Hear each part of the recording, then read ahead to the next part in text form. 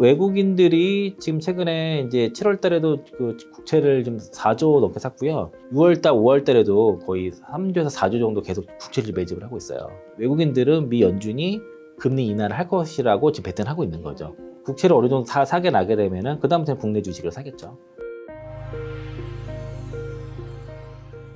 최근에 또 시장이 글로벌 증시가 전체적으로 폭락을 했습니다. 미국의 금리 인하 사이클이 다가오는 와중에 경기 침체에 대한 논란은 불거졌고 엔켈의 트레이드 청산까지 나타나면서 거기다 AI 거품론까지 생성이 되면서 반도체가 무너지고 그 다음에 성장주단에 대한 굉장히 그 위기감이 고조됐어요. 이제 위험자산 선호도가 되게 많이 떨어져 있는 상태고 금리 인하를 또 급격하게 한다고 해서 좋은 게 아닌 게 엔화랑 격차가 벌어지면 청산 가능성 나타날 수도 있고. 확실히 뭐 트레이드 청산이라고 얘기하는데 이건 이제 뭐 제목은 제가 이제 그 미 연준의 금리 인하 사이클로 인한 강세장 인사가 온다고 얘기를 했는데 이렇게 되기 위한 여러 가지 선결 조건들이 있어요.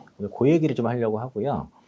오늘 이제 그 8월 8일인데 코스피 1분봉이랑 코스닥 1분봉이랑 또 달러 엔 환율 1분봉을 딱 보잖아요. 거의 일치합니다. 엔화가 강세로 가면 시장이 빠져. 그리고 엔화가 약세로 가면은 다시 또 반등하고 막 이런 상황이 반복이 됐고요.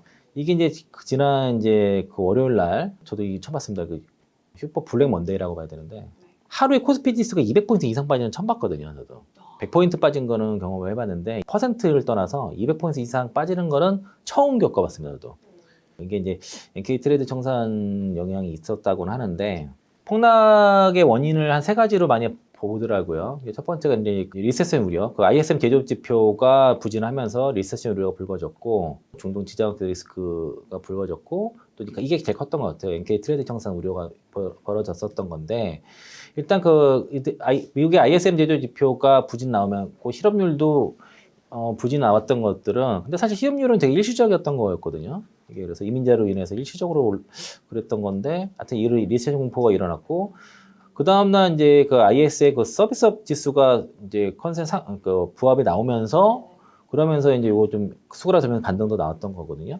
근데 이제 가장 문제가 이 BOJ가 사고를 친 거예요. 그 정책 금리를 0.1에서 0.25로 올렸는데 평균은 0.05거든요. 평균은 0에서 0.1이니까 5배를 올린 거예요. 5배 한 번에. 그러면서 이제 향후 국채 또 이제 축소를 하겠다고 했죠. 다 아예 그 한 절반 정도를 하겠다니까 뭐 아예 안 한다는 게 아니라 유지를 한다는 거긴 한데 이렇게 되면은 이제 그 엔화가 큰 폭으로 상승하게 됐고 엔켈리 트레이드에 대한 메리트가 떨어지게 됐던 거죠. 그러면서 이제 청산 자금들이 이제 막 기계적으로 쏟아지면서 시장의 쑥을 교란했고 이제 급락을 처리를 했다는 것이고 또 이란과 이스라엘에 대한 이거 지금 중재를 하고 있습니다. 바이든이. 네. 갈등이 지속되면서 중동 불안도 커졌다. 그러면서 사이드카도 걸렸고 서킷 브레이크까지 같이 걸렸어요. 이게 그 다음 날에 상승 사이드카 걸렸기도 했었고 그래서 이제 이게 그 엔화 강세에 따라서는 아까 보면은 이런 식의 투매가 나왔어요. 거의 프로그램으로 인한 것이고 테크 주종 같은 경우에는 그 ISF 그 제조업 지수가 반도체에서는 그 선행 지표입니다. 글로벌 그 YOY 유동성 증감률과 ISM 제조 지표 그리고 중국 신용 극락 지수가 이 세 가지가 선행 지표예요. 반도체 밸류에이션을 정하는 주가 밸류에이션을 정하는 3대 선행 지표인데 이게 부진이 나왔고 그리고 요 금리 인상을 BOJ가 했다는 얘기는 그 BOJ가 거의 유동성을 유일하게 공급하는 중앙은행이었는데 유동성 공급이 줄어든 거잖아요. 그렇게 되면 글로벌 YOY 유동성 증감률이 감소의 원인이 되기 때문에 이것도 반도체 밸류에이션을 떨어뜨리는 요인이 되는 것이고 그리고 그 중국의 신용 극락 지수는 3개월째 하락세였었어요. 그러면은 밸류에이션 요인들이 다 깨진 겁니다.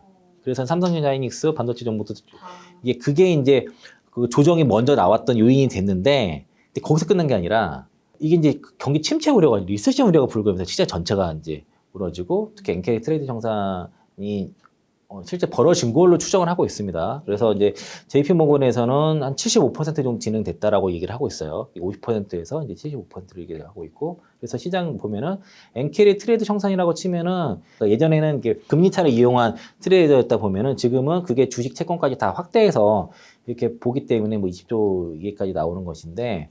어쨌든 이 엔켈리 트레이드 청산에 의한 충격이 지금 자꾸 이제 우려가 벌어지고 실제로 나타나고 있는 게 아닌가라고 추정을 하고 있고, 그러니까 요거는 그 미래에셋증권 매크로 담당 김석환 애널리스트가 이렇게 좀 정리를 한 걸 제가 그 캡처 따온 거고요. 네. 가정을 하게 되면은 이제 천만에 조달을 한다 치면은 이게 금리가 이제 0.4라고 보면 이거를 달러로 환전합니다. 그 네. 미국의 그 국채에다 투입해요. 그 승리를 5%를 가정을 하는 거예요. 그래서 달러에는 환율이 120이라고 이제 기본으로 하고 투자 기간 1년. 다른 거는 비용 없다라고 가정을 하고 하면은 이게 이제 기본 베이스가 1년 후에 손익이 87,500달러가 이제 이자가 붙어요. 그렇게 되면은 이거를 환전을 하게 되면은 그 환전을 해서 다시 원금을 상환해요. 그럼 이게 0.4% 사니까 그러면은 이게 5%니까 요만큼 그러면은 그 46만 위안이 이득이 손익이 되는 거죠. 근데 만약에 환율이 떨어져. 그러니까 워낙 강세가 돼버려. 그러면은 오히려 그 13% 손실 나는 거고요. 엔화가 약세가 돼서 쫙 올라가면은 최근에 엔화 약세일 때 수익이 되게 많아요. 그러니까 이제 그 엔케이스 자금들은 계속 투자를 막 하고 있었는데 갑자기 엔화 강세 빵 터져버리면은 인상을 해보니까. 쇼크가 오겠죠. 예. 그러니까 그런 자금들이 많았을 텐데 이게 한 번에 청산이 들어올 가능성이 있는 거고 그래서 엔화 강세 폭이 커지면 커질수록 엔캐리 트레이드 자금에 대한 청산 압력이 커지는 거죠. 이게 지금 시장이 위협이 되는데 그 마지노선이 145엔입니다. 그러니까 여기가 지금 일본 중앙 BOJ가 방어를 해야 되는 라인이에요. 145. 오늘 그래서 이게 141까지 떨어졌거든요. 오늘도 보면은 145에 가까워지면 시장이 막 발작을 해요. 그래서 146만 딱 찍고 거기서 깨지는 순간 막 조금 빠지고 좀 회복하면 약간 반등하는 싶은데 이게 그래서 이제 145엔을 지켜야 되는 굉장히 마지노선입니다. 이게 지금 이걸 왜 지켜야 되는지 설명을 드릴게요. 그러니까 엔캐리 트레이드 청산을 막기 위해서는 이 145엔을 BOJ가 반드시 사수를 해야 돼요. 그전에는 160엔 이상 올라가는 거 달러당 이거 올라가는 요기를 막으려고 했었는데 이거보다는 이게 더 쉬울 거라고 보는 거죠. 달러를 계속 팔아가지고 막는 것보다는 막는 것보다는 오히려 사야 된단 말이죠. 네. 사서 환율 방어하는 게 낫겠다라고 해서 기술적으로 이제 금리를 올렸는데 실패한 것 같아요. 근데 일단은 그런 엔캐리 트레이드 청산에 대해서는 지금 좀 관가를 한 게 아닌가, 실수한 게 아닌가라고 보여지고, 그래서 일본은행 그 부총재가 그 금리 인상은 총재가 얘기했는데 부총재가 시장 불안한 상황에서는 금리 인상 안 할 거다라고 얘기를 하면서 지금 일단은 반등을 시켜놨는데 엄청나게 지금 일본은행에는 비난을 좀 받고 있습니다. 그러니까 되게 많이 비난을 하시더라고요. 네. 그런 상황이 있고요. 일단은 그래서 지금 강세장이 되기 위해서는 미 연준의 금리 인하가 반드시 이루어져야 되거든요. 이 지금 상황에서는. 그래서 약간 경기 침체 우려에 대해서는 그 애틀랜타 연은에서 그 GDP 나우를 통해서 3분기 GDP를 이제 2.9로 상향 조절했기 때문에 경기 침체 우려가 완화가 됐었죠. 그리고 아까 뭐 엔캐리 트레이드 물량이 50% 소화가 됐다고 분석이 있었는데 그 이후에 75까지 소화가 됐다고 좀 나와 있고 미 연준 아까 이거 했잖아요. 이게 환율이 떨어지면 그 원화가 강세가게 되면은 이 트레이드 청산 압력이 커진다고 그러면은 그게 마지노선이 145엔이라고 아까 말씀드렸던 것이고요. 그러면은 미 연준이 금리 인하를 하고 그러면은 달러 약세가 되겠죠? 당연히 금리 인하를 하니까. 근데 환율이 엔화가 강세로 가버리면 어떻게 됐어요? 그러면은 엔캐리 트레이드 청산의 압력이 더 커질 거 아니에요. 그렇죠. 그러니까 이제 그 일본 은행이 여기서 금리 인상을 하면 안 되는 거예요. 미국의 입장에서는. 그렇죠. 안 되죠. 그래서 지금 환율을 BOJ가 어떻게든 145엔 요거 좀 마지노선을 잡고 방어를 해줘야 됩니다. 이게 확신이 돼, 이게 전제가 돼야 돼요. 그런 상황에서 만약에 이게 보증이 안 되면은 미 연준이 금리 인하를 못할 수가 있습니다. 그렇죠, 못하죠. 어려울 수가 있어요. 시장이 급락하니까. 그러니까 그렇게 되면은 BOJ가 이 환율 방어 성공하고 미 연준이 본격적인 금리 인하 사이클로 갈 수 있으면 시장 강세장 갈 수가 있는 건데 그 BOJ랑 미 연준이 잘 공조를 해서 이거를 해내야 되는 거죠. 근데 여기만 가면 이제 불안해지는 거예요. 지금 흔들립니다. 이게 지금 문제가 되고 청산이 다 소화를 할지 이걸 잘 방어해서 돌릴지는 봐야 될 것 같고 11월 대선까지 좀 아직 좀 길어요. 우치다 신이치 일본 부총재가 필요시 정책 정상화 속도를 조절할 것이고 시장 상황이 경제 전망에 영향을 미칠 경우에 금리 인상 궤적도 수정 가능하다. 그리고 현 시점에서는 완화 정책을 유지할 필요가 있고 그리고 시장이 불안정한 상황에서는 기준금리 인상이 없을 것이라 얘기를 했는데 이게 사실 그 일본은행 총재가 금리 인상을 할 때 당시에 기자가 물은 게 있어요. 0.5%가 저항선이라고 물어봤는데 일본은행 총재가 신경 쓰지 않는다 이 말을 하는 바람에 그래서 지금 발작이 더 일어난 것도 있어요. 거기서 끝났으면 되는데 더 올릴 수도 있다라고 시사를 해버리는 바람에 NK 트레이드 청산에 대한 우려가 더 커졌던 거고 실제로 일어난 것으로 보여져요. 본인들도 이렇게 파장이 클지 몰랐을 거다 이런 생각도 하던데. 근데 여기서 문제는 금리 인상을 안 하겠다는 말은 없어요. 하긴 할 건데 늦게 하겠다는 거예요? 이렇게 불안정한 상황에서는 안 하겠다고 한 거고 뭐 조절할 수 있다는 거고 한 거지만 아예 안 하겠다는 말은 아직은 안 한 거예요. 그러니까 이거는 시장이 좋으면 할 수도 있는 거기 때문에 아직 불안성이 있는 겁니다. 현재는. 그래서 현재 이제 금리 인하의 가능성을 봤을 때는 8월 1일 기준으로는 FOMC 회의 결과 발표 전과 유사한 상태로 해서 9월 금리 인하 확률은 80.5%, 지금 뭐 90% 가까이 된다고 하는데 연 3회 인하 가능성에 대해서 일단 반영을 하고 있습니다. 11월과 12월에 추가 인하 확률이 이제 65%, 63% 정도 반영이 되고 있고 여전히 연 3회 금리 인하에 대한 가능성이 반영 중이고요. 9월 달에 50pp 인하 가능성도 지금 90.5%로 지금 높게 지금 나타나고 있는 상황입니다. B컷이네요. 그렇죠. 올릴 때도 B컷, 내릴 때도 B컷. 크게. 그래서 지금 오늘 하락을 보면서 지금 그 코스피 지수가 12개월 선행 PER이 8.1배, 8.2배 정도 수준 되니까 저가 매력이 있는데 이게 그러면 시스템 리스크로 갈 것인가 안 갈 것이냐, 경기 침체냐 아니냐 이걸 판단을 해야 돼요. 근데 지금 그 샴의 법칙이라고도 하고 그러고 샴의 가설 정도로 봐야 되는데 그게 사실은 경기 침체를 예측하는 도구는 아니거든요.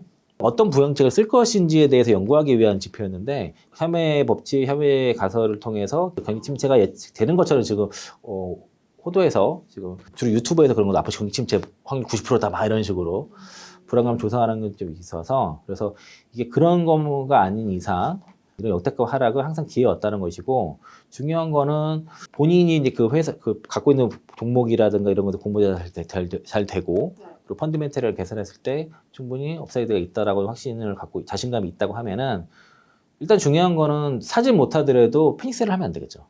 일단 주식이 있어야 빠질 때도 주식이 있어야 올라갈 때도 주식이 있는 거예요. 아 근데 이게 파란불 켜면 또 사람 마음이 네. 내가 여기서 정리해서 더 밑에서 살겠다 생각을 하는 순간 못 삽니다. 왜 못 사요? 더 무서워서 못 사요. 어차피 공포에 빨았기 때문에 공포에 못 사요. 저는 그래서 이제 어떤 현금 영역이 된다고 하면은 전제는 본인이 공부해서 충분히 주가 업사이드가 있다고 분석이 된 종목들을 잘 사놓으면 여기서 뭐 몇 개월 후에는 보답이 되지 않겠냐 싶고 일단 외국인들이 지금 최근에 이제 7월 달에도 그 국채를 좀 4조 넘게 샀고요. 6월 달, 5월 달에도 거의 3조에서 4조 정도 계속 국채를 매집을 하고 있어요. 이 얘기는 외국인들은 미 연준이 금리 인하를 할 것이라고 지금 배팅하고 있는 거죠. 그렇죠. 국채를 지금 먼저 사고 있는 거고 국채를 어느 정도 사게 나게 되면은 그 다음부터는 국내 주식을 사겠죠. 저는 그래서 미리 금리 인하를 하기 전에 미리 국채를 사놓고 금리 인하가 본격적으로 들어가게 되면은 그때부터는 이제 어느 정도 국채 매집 끝나고 나서는 주식 시장으로 본격적으로 시중국 쪽으로 자금이 들어올 것 같다라고 좀 보는 거고요. 이렇게 이제 금리 인하 사이클이 본격적으로 들어가게 되게 되면은 미증시보다도 시중국 증시의 강세 가능성도 있다라고 보면은 금투세 시행 때문에 미장으로 많이 떠나신 분들은 국내 이제 금투세 같은 경우에는 이재명 대표가 당대표 되고 나서는 유예 쪽으로 가지 않을까. 9월까지는 사실 이거 빨리 정해야 돼요. 그래서 개인 투자자 입장에서는 이 금투세를 반드시 막아야 될 것이고 그리고 금투세에 대해서 토론을 할 때 뭘 질문해야 되냐면은 자꾸 이제 금투세 시행하게 되면은 뭐 대만처럼 증시 폭락한다 막 이런 식으로 지금 자꾸 얘기를 한단 말이죠. 뭐 큰 손 빠져나가게 되면은 시장이 급락할 거다. 그렇게 질문하면 안 돼요. 뭐라고 얘기하냐면은 제일 문제가 오늘 아마 그 여당 그 대표가 그 사모펀드 얘기를 했더라고요. 네 봤어요. 네. 그러니까 이제 사모펀드 과세가 이제 그 49%에서 27.5%로 줄어드는 거. 620조에 달하는 그러니까 주식은 640조 사모펀드 자금 중에서 20조는 주식이고 나머지는 채권이라든가 부동산이라든가 이런 것들이거든요. 근데 거기에 대해서는 지금 금투세 과세가 아니라 분리과세가 돼버리면은 거기에 대해서 지금 금투세 찬성론자 쪽에서는 언급을 피한단 말이죠. 그러면 첫 번째 질문이 금투세 시행 시 사모펀드에 대한 과세가 절반수 줄어드는 것에 대해서는 어떻게 대처를 할 것인지 그게 첫 번째 질문이 돼야 돼요. 그거에 대해서 명확한 답을 하도록 질문을 해야 되고 거기에 대해서 얼머버리고 답을 알아서 계속 집에 그걸 먼저 거기서부터 시작을 해야 된다고요. 근데 되게 이상하다. 사모펀드만 세금이. 그래서 의심을 받는 거라니까요. 로비를 받는 게 아니라 지금 의심을 막 받으니까 거기를 먼저 가장 아픈 곳과 답변을 제대로 못하는 곳을 먼저 찔러 놓고선 그 다음에 토론을 해야 된다고 보고 있어서 개인 투자 입장에서는 이 금투자 시장은 어쨌든 위에든 패딩은 반드시 막아야 된다. 다시 한번 강조드리면은 이런 역사적인 급락장은 항상 기회가 됐었는데 결과적으로 시간이 지나면 올라가요. 다 올라갔어요. 그렇게 보시면 되겠습니다. 네, 이렇게 이창환 영업부장님과 함께 지금 같은 폭락장에 어떻게 대응을 해야 되는지 전략 잘 세워봤습니다.